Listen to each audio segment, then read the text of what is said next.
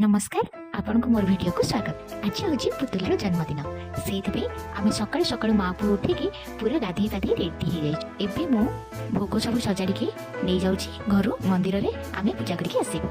एबे आम आसिकी मंदिर में पहुँची गलु।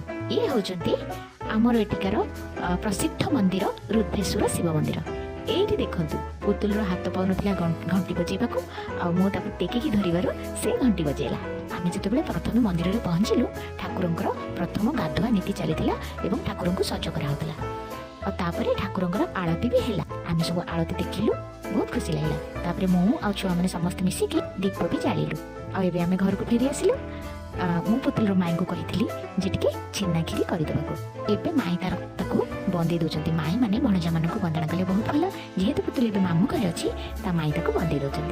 संध्या बेलू आम बर्थडे सेलिब्रेशन हम। केमी कौन बर्थडे सेलिब्रेशन होची देखिबा नेक्स्ट वीडियो रे।